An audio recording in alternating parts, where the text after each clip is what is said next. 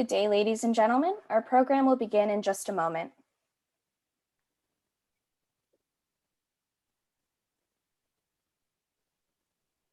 Good day, ladies and gentlemen. Our program will begin in just a moment.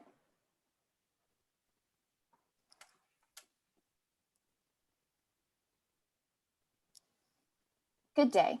Welcome to Advocacy Anywhere, powered by American Jewish Committee. Advocacy Anywhere is AJC's digital platform that enables you to engage with AJC's global expertise, content, and advocacy from wherever you are. Joining us today is AJC CEO David Harris, one of the Jewish world's leading experts on global trends, who will take us around the world to discuss some of the key issues that AJC is focusing on. Described by the late Israeli President Shimon Peres as the foreign minister of the Jewish people, David Harris has led AJC since 1990. Moderating this conversation is AJC Chief of Staff to the CEO, Jillian Laskowitz. After we hear from David and Jillian, time permitting, we will take your questions. You may email your question to questions@ajc.org, that's questions plural, or use the Q&A feature in Zoom. Jillian, the floor is yours. Thank you so much, Claire, and welcome back to our global viewers for another Around the World session with David Harris. David, it's great to be back with you today. To start us off, there are 3 anniversaries this week, which I know have a particular meaning for you and AJC as well. Yesterday was the 3rd anniversary of the horrific murder of Mireille Knoll. This week also marks the 5-year anniversary of the Brussels bombings, which I know you have a story to tell there as well. And tomorrow marks the bicentennial anniversary of the independence struggle of Greece. So can you start us off by speaking about each of these anniversaries and really the importance of remembering them? Sure, Jillian. First of all, hello to all of our viewers. It's a pleasure to be with you today. Mireille Knoll was an 85-year-old French Jew. She lived in Paris, and she was a Holocaust survivor. I identified very much with her story, Jillian, both because she was a French Jew and she was murdered. She was stabbed 11 times. Her apartment was set on fire. But also because, in a way, she had a very similar story to my mother, who had also lived in Paris. And like Mireille Knoll, they had fled south when the Nazis arrived. And like Mireille Knoll, my mother was also lucky enough to cross the border into Spain and into Portugal. Eventually, my mother and members of her family came to the United States and settled here during the war, very unusually. Mireille Knoll returned to Paris after the war and sought to reestablish her life there. Ironically, her grandchildren did not feel safe in France any longer, and a few years ago made Aliyah to Israel. And in 2018, shortly after Mireille Knoll's murder, we hosted her granddaughters in Israel who had served in the Israel Defense Forces to speak about their late grandmother. And again, the irony was not lost on anyone in the audience. Mireille Knoll had put her trust in France to protect her after the war. And what happened was that she miraculously survived the Nazis, but Mireille Knoll could not survive modern day anti-Semitism. There are 2 suspects. Reportedly, at least one shouted, "Allahu Akbar," God is great, so to speak, while murdering her. And it remains, for many of us, a deep, deep tragedy. You mentioned the 5th anniversary of the Brussels bombings. It so happened that I was in Brussels at the time, and I was very close to one of the 2 bombings. I was there because AJC has an office in Brussels now for many years, and I visit there regularly. Because I was close to the bombings, like many, I was immediately kind of quarantined and sheltered in place. It so happened that I was sheltered in place together with Katarina von Schnurbein, whom some of the viewers may know, is the EU special envoy on anti-Semitism and has been in that role for a number of years, and is a very, very strong a friend of the Jewish community and fierce opponent of anti-Semitism.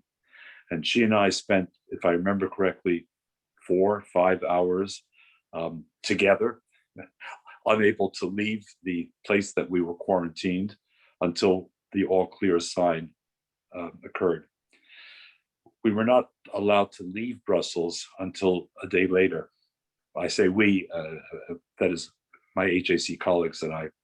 And I remember, Gillian, we were taking a taxi to the train station to go to Paris, our next stop, after this experience. And already it had been revealed that the suspects in the case were Islamist or jihadist bombers who ultimately killed dozens of people. And I remember the taxi ride. It was in French. And I said to the driver something very sort of simple, like, I hope you weren't affected by the bombings, or I hope no one you loved. And he said to me, he changed the subject a bit. He said, Monsieur, I want you to know that even though the news is reporting that these were Muslims, these were not Muslims. And I said, oh, please tell me more. How do you know? He said, because Muslims don't kill. Therefore, if they did kill, then we do not consider them Muslims, even though others may view them as Muslims, which I found to be a kind of very, what shall I say, intriguing way of presenting the issue. It would essentially be like me saying Yigal Amir, who assassinated Yitzhak Rabin in 1995, was not Jewish, even though he was Jewish. But by this logic, he was not Jewish because he killed. So he violated one of the 10 commandments. Therefore, I declare that Yigal Amir is not a Jew. Not so simple. We Jews had to cope with the fact that Yigal Amir was and is a Jew and believed he was acting in the name of his interpretation of faith. This taxi driver was trying to simply expel these suspects and therefore say Islam has nothing to think about in this process. I found that quite concerning. On a different and happier note, you mentioned, Gillian, the anniversary tomorrow, the 200th anniversary of the beginning of the independence struggle by Greece, which had suffered for centuries under Ottoman Turkish occupation, and which ultimately resulted in Greece's independence or re-independence. Why does it matter? Because for AJC as an organization, for me personally, Greece looms very large. So without going into great explanation now, I simply want to say that for many of us, Greece is the wellspring of so much of who we are as individuals, as civilizations, as democracies. And I think frequently about Winston Churchill's famous reference to the fact that no two cities in the world had as much influence on the development of our history as Athens and Jerusalem. So to any of our Greek friends watching this program, an early, happy 200th anniversary. Thank you, David. And also for our viewers, we put some resources in the chat as well if you'd like more information on any of those anniversaries. David, just switching gears a little bit here. Just yesterday, the UN Human Rights Council adopted yet another biased resolution against Israel. And I'd say the European response was particularly noteworthy. Can you discuss this a bit as well? Sure. So first of all, for viewers who may not know, the UN Human Rights Council, as it's named, is in Geneva, Switzerland. And at any moment in time, it has 47 members. So the UN body as a whole has 193 members, but the UN Human Rights Council has a voting process, and at any given time, there were only 47 members. Unfortunately, and this is a long-standing problem that some have tried to correct, but frankly have failed. The Human Rights Council has been deeply politicized. It has diverted attention away from real, serious, egregious human rights violations in too many cases. And breaking news, it is obsessed with Israel. The time it spends on Israel, the number of resolutions on Israel, the very fact that the Human Rights Council has a permanent agenda. And on that permanent agenda, there is a separate agenda item, number 7, devoted to only one country in the world. Now, some might guess that country surely is Iran, or maybe it's Syria, or perhaps it's North Korea, or possibly Venezuela. No, not a chance. That country is the only liberal democracy in the Middle East, Israel.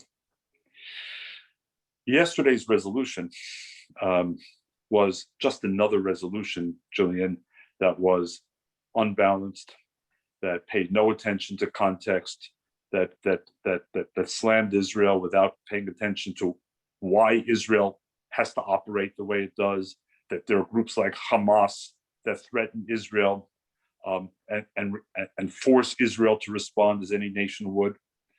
The problem yesterday in particular was that only 2 European Union countries, only 2, Bulgaria and Austria, opposed this resolution. As I recall, one, the Czech Republic, which is normally a great friend of Israel and the truth, abstained.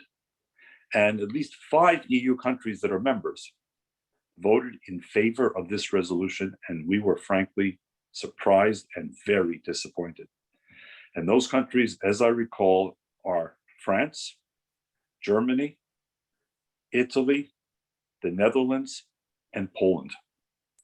And AJC is trying to understand, because we have longstanding relations with each of these countries. In fact, we have offices in several of those countries, including France, Germany, and Poland, why these countries decided to do it. Let me just offer one insight as to how this process often unfolds, which I hope will help our viewers.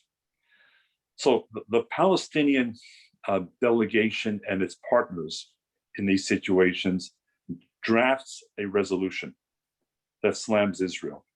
The language is usually very harsh, extreme even.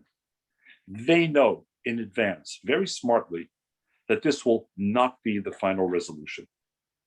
And sure enough, what happens is the European bloc comes forward, whether it's the Human Rights Council in Geneva or the General Assembly in New York, and says, we want to negotiate with you. And then the European bloc negotiates and moderates the language. So the Europeans then kind of declare victory by saying, look, we moderated the language. It could have been much worse. As a result of moderating the language, we're going to support the resolution. After all, it was a product of that negotiation. If I may say so, normally speaking, this is a big sham. The Palestinians know in advance that the original text will not be adopted. They know in advance that the Europeans are going to come forward and say, we've got to tone down this language. And of course, if we succeed in toning down this language, you may have our support.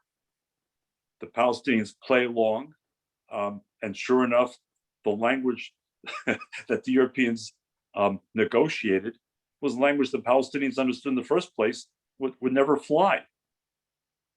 So the Europeans walk away, and when we approach them and say, why would you vote for this resolution, which is unbalanced, which lacks any context, which is uniquely focused on Israel, their answer will be, David, AJC, it could have been a lot worse, but for our efforts. Fortunately, again, in this case, Austria and Bulgaria say, we're not playing along with this. We can see right through it. It's transparent. It focuses uniquely on Israel. It's unfair. It's unjust. The other countries, unfortunately, including some traditional friends, sadly went along with it. David, thank you for those insights. I think it's really important to understand the behind the scenes version of how this plays out. And David, you've spoken at some length, and I would say sounded the alarm bells on what you've called this normalization of anti-Semitism. And this comes on top of your earlier warnings about the weaponization of anti-Semitism, which we discussed on the last Around the World session. So can you update us on what's been going on this front? I'm sure, anti-Semitism is top of mind for many viewing this. It is top of mind, certainly for me. And when people ask me, what keeps me up at night. Well, there are lots of competing forces keeping me up at night. But this is really number one. And it has been since 2000, 2001, when AJC was the first Jewish organization to sound the alarm on what was the resurgence of anti-Semitism in Europe at the time. And then, of course, it crossed the ocean and came here as well. And, I don't mean to sort of, introduce a lot of words with many syllables, but we're talking about the escalation of anti-Semitism, the rise. We're talking about the instrumentalization or weaponization of anti-Semitism, which means using it for political aims rather than for genuine efforts to combat anti-Semitism wherever, whenever, however. And now I fear we have to introduce another word with many syllables, Gillian, and that is the normalization of anti-Semitism. So I think the escalation is quite clear. Anti-Semitism is on the rise. Ask Jews just about anywhere in the United States or around the world, which direction is anti-Semitism headed, and they will tell you it's on the rise. The weaponization, the instrumentalization, well, clearly what that means is that some people, by the way, I have to say, Gillian, including some Jews, unfortunately, are part of the problem. Meaning, because they are so identified with a political ideology, whatever, on the right, on the left, whatever, they only are willing to see the anti-Semitism that feeds their ideology. So if the ideology comes from within their own camp, they will often downplay it, dismiss it, even deny it, because they're single-mindedly focused on the other camp, the other side. So this is all about them. It's never about us. And if it's about us, it's only lip service. And we've discussed that before. And we've seen that both on the right and we've seen it on the left. And now I think we have to talk about the normalization of anti-Semitism. That one of the things that I think we have collectively succeeded in doing after the Second World War, certainly in the West, including especially the United States, was denormalizing anti-Semitism. That is sort of reimagining America not as a country of social hierarchy where Jews were, on the outs or at the bottom, near the bottom, at least there were others below us, but kind of reimagining America as a much more inclusive country. And we can see the milestones after the war until the 2000s of one barrier after another, after a third, after a fourth, one barrier being broken. Jews had never led Fortune 500 companies. Jews had never been president of an Ivy League university. Jews had been restricted from countless neighborhoods, countless clubs, countless hospitals as doctors, countless universities as students, go down the list. And that all sounds like ancient history to many American Jews today. And it's not that anti-Semitism disappeared, but it was kind of relegated to the margins and there was a social taboo. You might still harbor anti-Semitic views, but if you expressed them, there was usually a social price to pay. Now I fear, Gillian, for a variety of reasons, the internet, which has become a kind of launching pad and reservoir, not just for all the great things that it does, and it does, but all the ugly things, which now get passed around the world in in the click of a button. The fading of the Holocaust, its memory, its meaning, the declining trust in liberal democratic values. And when I say liberal democratic, I want to stress, I'm not talking about a political party.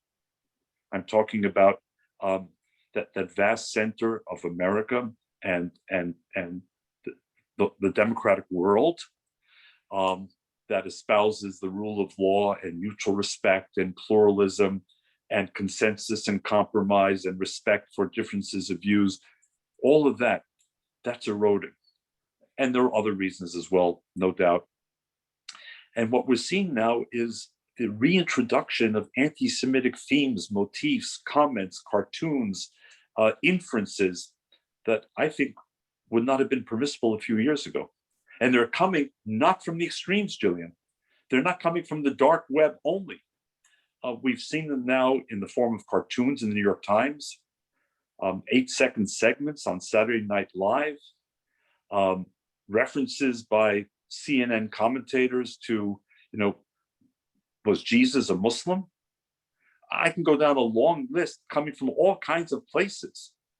And they're getting away with it. So sure, groups, including AJC, respond vociferously. We hope smartly, whether it's an athlete in the National Football League, or whether it's a professor at an important university, whatever the source may be. And yet, we're also often seeing the pushback to us. Oh, it's not a big deal. Oh, you're exaggerating. Oh, you're hyping it. Oh, you Jews, you're way too sensitive. Can't you take a joke? Don't you understand the larger context? Well, it's precisely because we understand the larger context. And I'll just give one example, and that's the 8-second segment on Saturday Night Live, the Michael Che segment, which perhaps the viewers will recall, where he spoke about the fact that Israel had vaccinated half its population. And then he paused for a moment and he said, the Jewish half. Well, maybe some thought, joke, funny, not so funny. Why were we so upset? It's not that we can't take a joke. By the way, I've written a book on humor.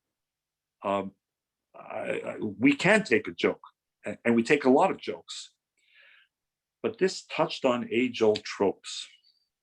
This was, first of all, diminishing an extraordinary achievement by Israel, the world's leading country on vaccine distribution, including all of its citizens, Druze, Christian, Muslim, atheist, you name it, all of them, equally, and suggesting instead that, once again, Jews were, clannish, only thought about ourselves, didn't care about the health of our neighbors who were non-Jews.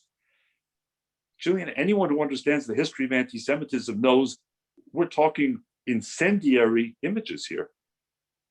So why the need to bring Israel down from this remarkable achievement and instead play to the sense of Jewish, exclusion, where it's only about us. It's not about others. And we spoke to to NBC. We spent 40 minutes with 3 top executives that agreed to meet with us from AJC. And they listened very politely. It was a very pleasant meeting. But at the end of the day, they refused to get it. They refused to apologize. What's the big deal? What's the big deal? It is a big deal because we know something about the slippery slope that begins with words, especially words that have a certain historical resonance. And I don't know whether Michael Che wrote the 8-second segment or not. I know he did not ad-lib it because there was a visual image behind him, so they were prepared for it. I know that normally Saturday Night Live goes through multiple filters and processes before approving, what you hear. But Saturday Night Live is not some fringe program, Julian. It's not something that only some people with passwords find in the dark web. This is something millions and millions of people watch and frankly believe as a source of information, of views. And that's why we're talking increasingly about the normalization of anti-Semitism, because it's appearing now in front of us and often, too often, without apology. And that's worrisome. It's very worrisome, and I'm sure it keeps those watching up at night as well. And David, since you mentioned this fading memory of the Holocaust, if I can just follow up, I know this is one of the trends that really concerns you a lot. You've been talking about this for some time now, this fading relevance of the Holocaust. So can you also share, what you've been seeing regarding this particular trend? Well, first of all, to what you said a moment ago to our viewers, if other people are being kept up at night by these issues, don't hesitate to be in touch with me, because you'll find someone here in New York who's also up at night and may be able to respond to concerns. Yes, I'm concerned about as you said, Gillian, the fading memory of the Holocaust. People may say, well, he's holding on to it, or AJC is holding on to it because it's David's mother, it's David's father, it's the generation of David's parents. It's the cynics will say things like, Jewish organizations need the Holocaust somehow to talk about their agenda, to keep the Holocaust in front of the world as if time should not pass on.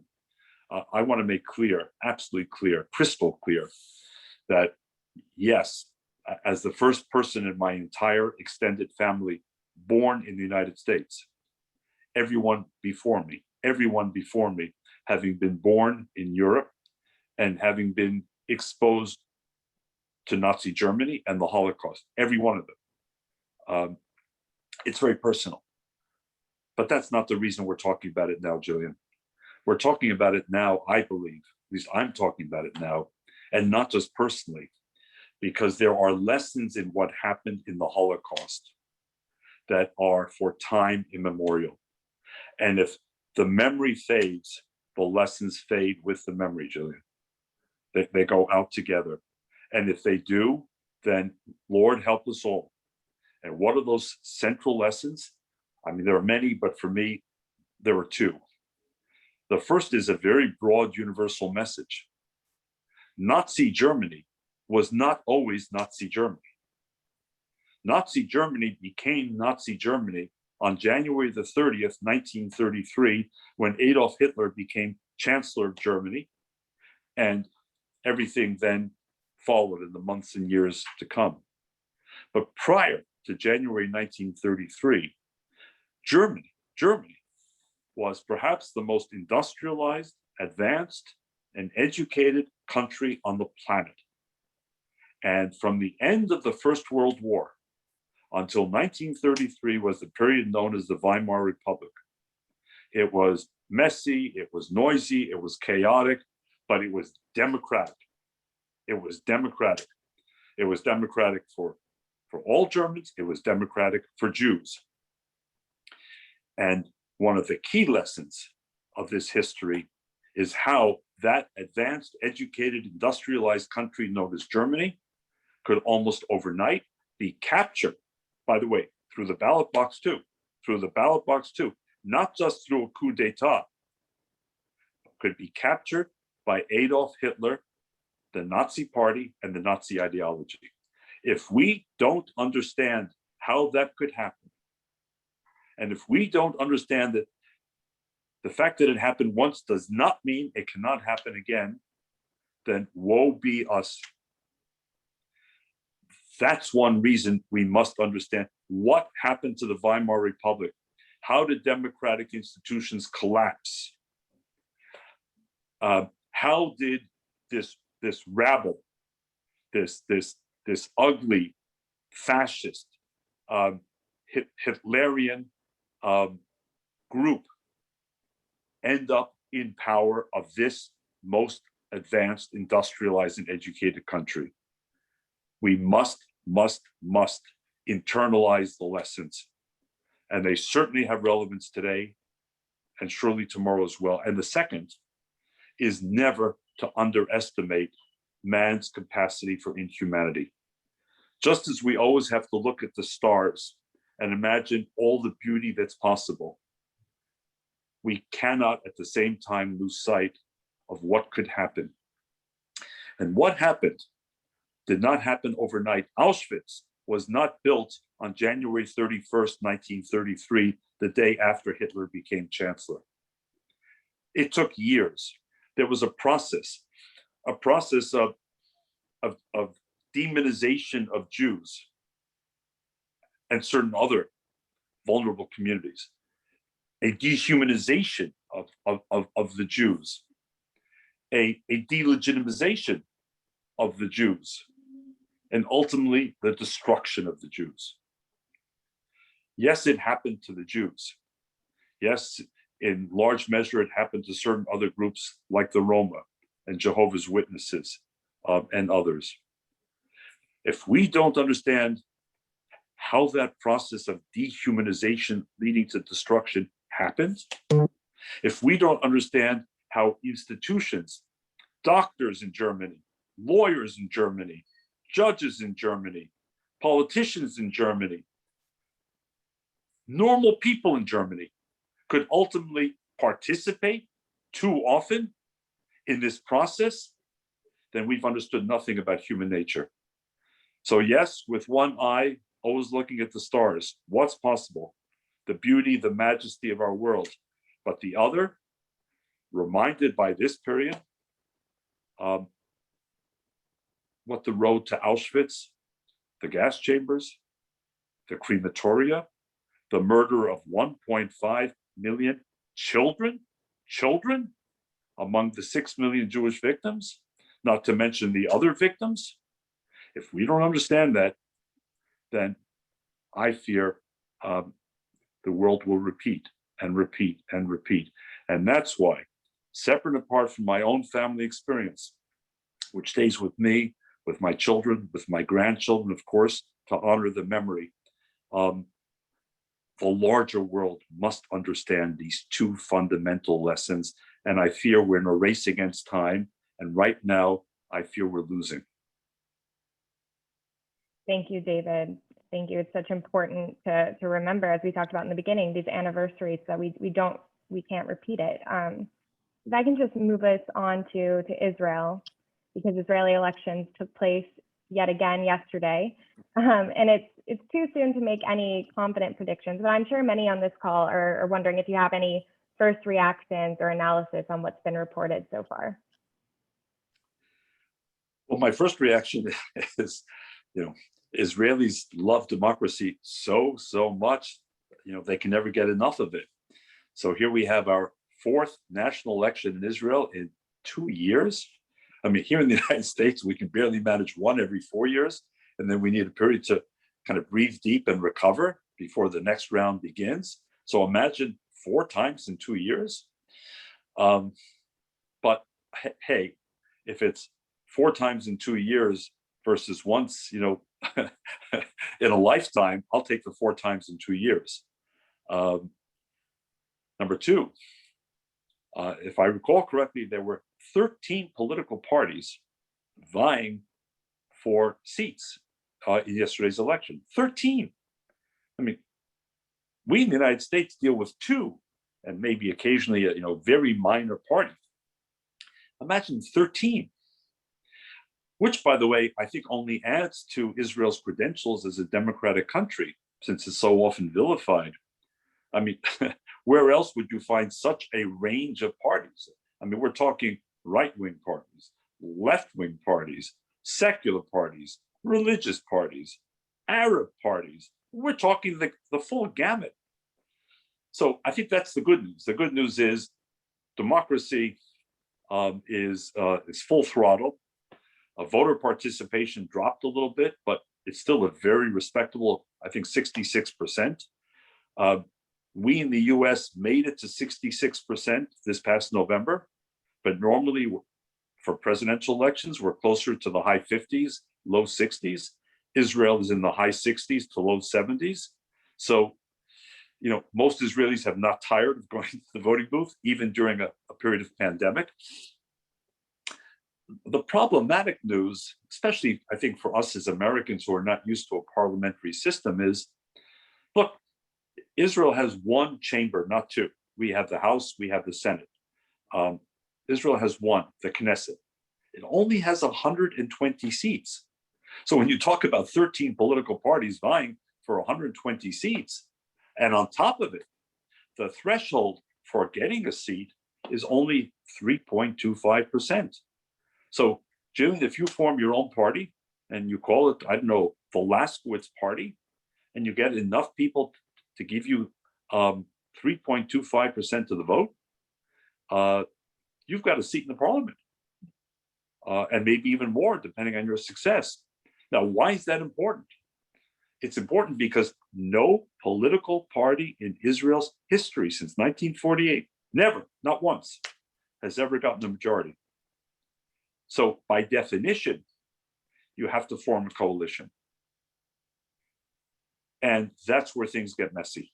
They get messy because coalitions are not about sort of idealism. At the end of the day, they're mostly about horse trading, political horse trading. What do you want for your seats, and how much do I need to give you in terms of political capital? And with 13 parties having gotten seats yesterday, it seems from the initial results, we're going to see a lot of horse trading, and it's very, very close. A party leader needs 61 seats to be able to form a government, 61 out of 120. And by the way, even if I'll say he, because the main party leaders this time were males, even if he gets to 61, is that a stable coalition government? Any of his junior partners at any moment in time can basically threaten to walk out and pull their 1, 2, 3 members with them. And suddenly the 61 becomes 59, 58, and it's a minority government. So if there's a problem in Israel, from my perspective, it's the fact that this gets very messy because of the need to build coalitions. And right now, it seems from the initial results that we're really talking about a very even split between, let's call it the pro-Netanyahu and the anti-Netanyahu camp, with 1 or 2 individuals and parties potentially playing the kingmaker role here. An awful lot of power invested in them because they have those swing votes. If a government is formed, we'll see how stable or tenuous it is. If a government cannot be formed, and this may take a couple of months, Jillian, literally a couple of months, then stay tuned. We could go to 5th elections. Let's see. I know we'll be watching it very closely. We will. And just to stay in the Middle East, I wanted to mention the Abraham Accords. Since we spoke last time, you've been in many conversations. We've been discussing these historic agreements. And would you share with our audience, are there any new developments on what you're seeing? What should our viewers be looking for? Well, I'll give you one example, and I do not know all the details, but optics are everything here. You asked about the vote at the United Nations Human Rights Council yesterday, and we focused on Europe. And we mentioned, I want to repeat, France, Germany, Italy, Netherlands, and Poland all voted against Israel. Guess who's on the Human Rights Council and chose not to show up yesterday and vote at all, which in itself is a statement? Bahrain. Bahrain, an Arab country, a member of the Gulf Cooperation Council and the Arab League, traditionally had voted against Israel. Yesterday, they weren't in the room.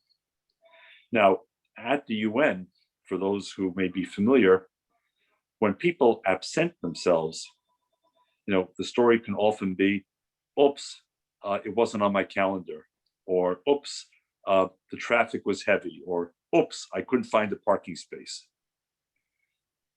I wouldn't take all those things at face value, Jillian. Rather, when people absent themselves, it's usually because it's an elegant way for countries to avoid voting. So in the case of Bahrain, perhaps, I'm speculating, they chose to be absent because they did not want to vote against Israel. On the other hand, they did not want to be registered with voting either for or against. So the easiest thing to do was to be absent. Before the Abraham Accords, would this have happened? Doubtful. Is this a result of the Abraham Accords? Perhaps. Pretty interesting, though, that Bahrain decided not to vote as an Arab country in the region, and France and Germany did decide to vote and vote against Israel. So maybe there's some new benefits here. More broadly, I think for those of us who have been praying, yearning, advocating, working for peace in the region for, I won't say years, I'll say decades, what we're seeing unfold with Bahrain and the UAE in particular right now is our dream of what peace should look like. Real peace, not the peace of leaders signing a piece of paper, obviously very important. But the kind of peace we've been dreaming about is on the street, is people to people, is institution to institution. And that's exactly what we're seeing unfold between Israel and the UAE and Israel, Bahrain, a warm peace, a mutually fruitful and constructive peace. I hope, especially when COVID is behind us, that the same will unfold with Morocco, where I think there is enormous potential between Israel and Morocco, enormous potential, pent-up potential. The Sudan is, in a way, sort of newer terrain, but I hope as well that the relationship with Sudan will become not just a cold, distant normalization, but a warm, engaged normalization. And one other thing, speaking of hope, I hope the Biden administration will jump on the normalization train. You know, it may not want to associate itself with what in this case was a Trump diplomatic victory. I understand the new administration wants to define itself differently. Fine, many issues in which they're going to define themselves differently. We're seeing that every day. But this was a success.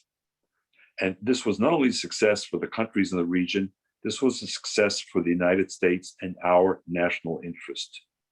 We have a stake as a nation in greater peace and cooperation among the countries of the Middle East and North Africa. And this is what's unfolding before our very eyes. Can we bring in other countries? Countries that may be ripe, that may be just a step or two shy of full, open normalization? I think there's a good possibility. And with determined American diplomacy that says to these other countries in the region, we're counting on you. This matters to us. We're ready to encourage and incentivize the process as well. I think we can expand that, let's call it that circle of peace, Jillian, that now includes 6 Arab countries openly, a couple of others more quietly. Perhaps they can come out into the open, and perhaps others watching from the sidelines will say, this train is leaving the station. We don't want to miss this train. We want to get on this train. It's to our benefit to do so. And of course, I don't want for a single moment to leave out of this conversation the Palestinians and what may or may not happen involving them. And I would encourage our readers, and I probably should have given you a heads up, Jillian, there's a very, very important, striking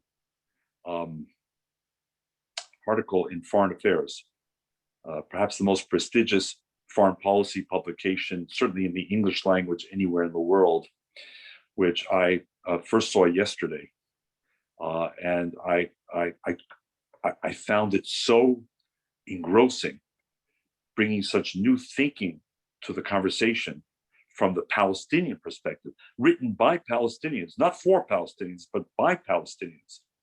And I hope perhaps before the end of this conversation, Jillian, you or my other AJC colleagues might send the name of the article and a link to that article so that our viewers can read and judge for themselves.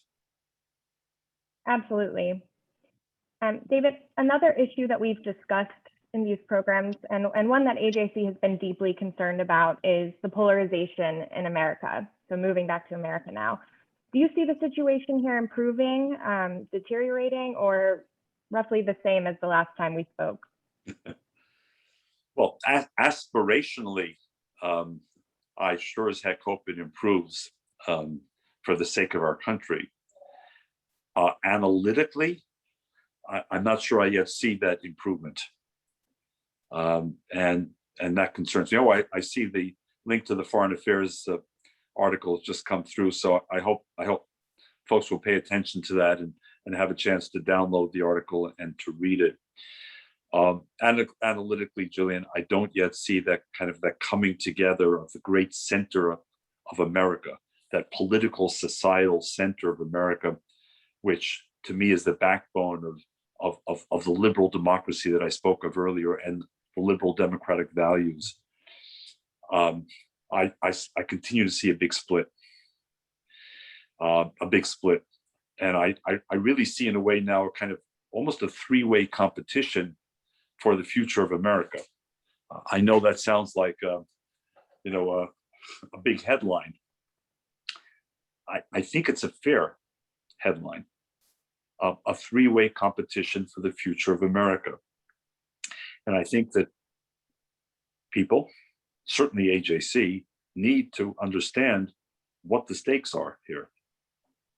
There is call it an ethno-nationalist, populist, in some respects supremacist view of America that's played out in a variety of ways that I don't think I need to enumerate here.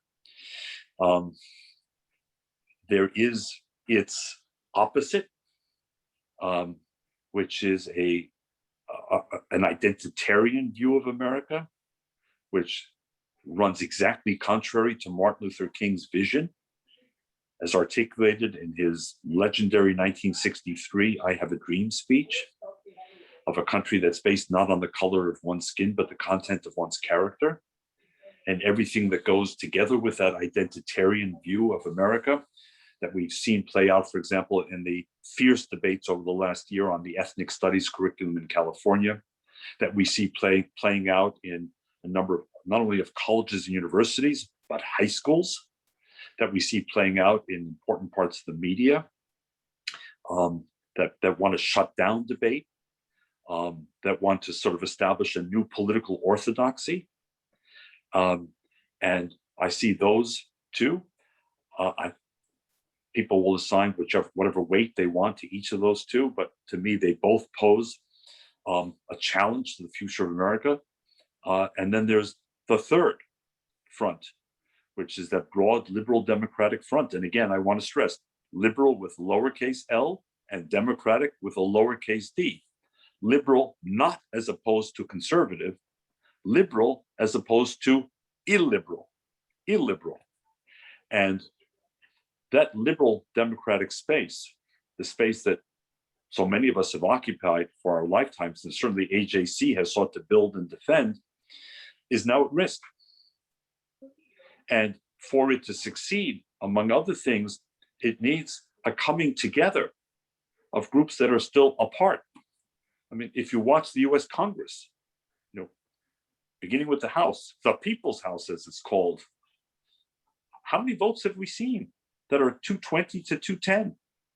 How many votes have we seen in the Senate, which are 50 to 49 or 50 to 50 with a tiebreaker by the vice president? Again, if your side is on the winning side, you might cheer. But I have to say that whatever my own views might be on this or that issue, it's hard to cheer when a country is being governed by a 50-50 split, or a 220-210 split, where, with the exception maybe of one or two on either side, no one is willing to come to meet the other side. So instead of compromise and consensus, everyone's digging in their heels in favor of or in opposition to. Is this healthy for American society in the long term? I don't believe so. Is this healthy for America's global leadership? I don't think so. Just take one example, the Iran deal.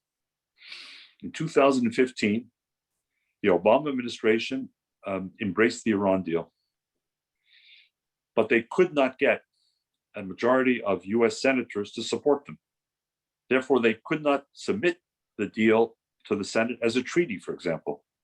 There were 58 US senators, 54 Republicans and 4 Democrats who opposed the deal. It was almost inevitable, and we said so at the time, that if a Republican administration came into power following the Obama administration, and by the way, whether it was Donald Trump or Ted Cruz or Marco Rubio or Jeb Bush or perhaps some of the other contestants, it was very likely they would rip to shreds the deal. It happened to be Donald Trump, and he ripped the deal to shreds. Then comes the Biden administration, which wants to re-engage Iran and either re-enter the JCPOA or try to renegotiate the JCPOA. But my guess is, Jillian, that if it happens, and in 2024, we have a Republican White House, we're going to see the same thing happen again. Whatever deal, ripped to shreds, because few people are seriously working the middle right now. And on top of it, few people are willing to enter the middle because we have a kind of zero-sum politics where words like consensus, compromise, bipartisanship have become almost dirty words. Well, to AJC, they're sacred words. They're not dirty words, they're sacred words because they help form the glue, the social cohesion of this country. And that's what's at stake here. And that's why AJC is talking about this issue and trying very hard, not just as a policy shop, but also as a convening organization to bring people together. And those who've been watching our other programs of AJC, our Advocacy Anywhere programs, will recall any number of programs where we have brought Republicans and Democrats together to talk about the issues of the day, to do so civilly and constructively, understanding that at the end of the day, we cannot become two countries in one. We have to remain one country in one, and we have to manage our differences constructively and not, as I said, in the zero-sum form, which has recently been the case. Absolutely. And David, I see we're running towards the end of the hour, so I do want to get to some of the audience questions. Getting warmed up. I know. So I'll just combine a few for you. There are a lot of viewers here who are asking you to comment on the rise in reported hate crimes against Asian Americans. And I'll just add, AJC has partnered with the Asian American community for decades. So maybe you can share a little bit of that history that's not well known to our viewers and what can be done about this issue. And separately, Jeremy Miller in Seattle here is asking, it was striking that the first overseas travel Secretary Blinken took was to Japan and South Korea, followed by the meeting in Alaska. Were you at all surprised? Can you comment on this trip and how AJC has been involved in Asia? Wow, and this is at the end of this meeting. So do it in 60 seconds, hard. On Asian Americans, I can't begin to find the words, and words rarely escape me, but I can't begin to find the words to express our shock, our revulsion. First of all, at any hate crime that is directed at anyone because of who they are or are believed to be, because of the fact they're Asian American or African American or Jewish or LGBTQ, whatever it may be, the very notion of hate crimes is beyond repugnant. And the idea that Asian Americans now presumed to be somehow in relation to COVID-19 are seeing this rapid rise in the number of hate crimes has to be a matter of concern to all of us. And AJC, as you said, has a very long history with the Asian American community, very long history. Highlights include the fact that we were among the loudest and most consistent voices that not only that called for apology and reparations to Japanese Americans who had been the target of Franklin Roosevelt's infamous January 1942 executive order, which relocated them because they were viewed as a group, as being a fifth column. By the way, I would add, German Americans were not similarly imprisoned or moved from the East Coast as Japanese Americans were from the West Coast, which underscores the racist nature of this.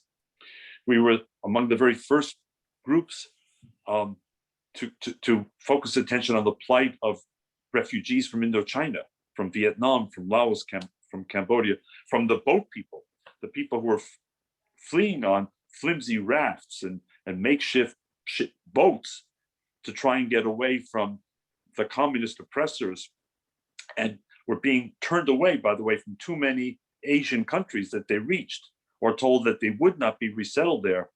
And we, AJC, were among those who spearheaded a national Jewish effort here to sponsor and to find homes for those boat people from Vietnam, from Laos, and Cambodia. I'm very proud to say that my wife and I sponsored a Vietnamese family ourselves, in addition to calling on others to do so. And my boss at the time at AJC, Ira Silverman, took in 2 or 3 Vietnamese families into his home, as well as part of the response. So this history is a long one. We stand in full solidarity. Was I surprised that the first trip was to Asia? No, not at all. I mean, clearly, China is the #1 foreign policy priority for the United States, the bilateral relationship. And by the way, we've been saying this for how long, Jillian? 10 years or longer. The bilateral relationship between Washington and Beijing is the single most important bilateral relationship of the 21st century. It will determine in many respects the direction of the century for the globe, not just for our 2 countries. So seeing our key allies, Japan and South Korea, right up front was really important, sent very powerful messages. And then having that summit in Anchorage, Alaska, with the Chinese delegation was inevitable. Where we go from here, Jillian, will have to be for the next call, because I know we've run out of time. But Asia will take up a great deal of the oxygen, airspace, and thought processes of this administration and the administrations to follow. And I would only add that of all the Jewish organizations that I know anywhere, I say this proudly, we established an Asia Pacific Institute over 30 years ago, understanding that Asia was going to emerge and be both a new opportunity and perhaps a challenge for America, for the Jewish world.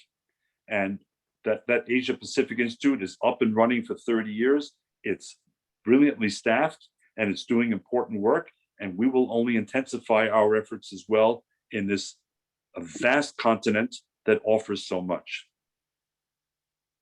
Thank you, David. And we have about 3 minutes left. So if you have any final thoughts for our viewers at this time, I'll leave it open to you. And my apologies to the viewers whose questions we did not get to today. Well, my apology, because your questions were short and my answers were long. Next time, my request is multiple choice questions, true and false, yes and no. But the world is so complex. I would only say this to our viewers, and I can't see all of you on my little screen, but I know there are many of you out there here in the U.S. and around the world.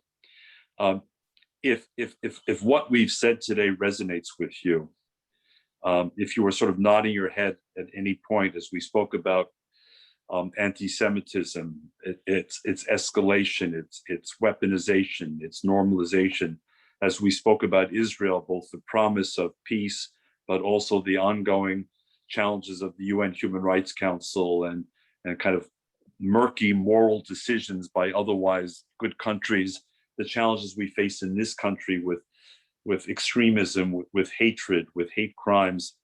This is a moment, I believe, to act. Thank you for listening. We need your partnership. We can't do this alone. No organization can do this alone. We need the strength that comes from our collective efforts. So I hope that if you're involved with AJC already, you'll consider deepening your involvement. If you're not involved, you'll consider becoming involved. We stand together, we stand stronger, we stand taller, and we stand prouder. Thank you all for joining us today. Thank you, David. And now I'll just turn it back to Claire to close us out. Thank you, David, and thank you, Jillian. I would also like to thank our global audience for joining us. If you enjoyed today's program, please consider making a donation to AJC at ajc.org/donate. Thank you all and have a wonderful day.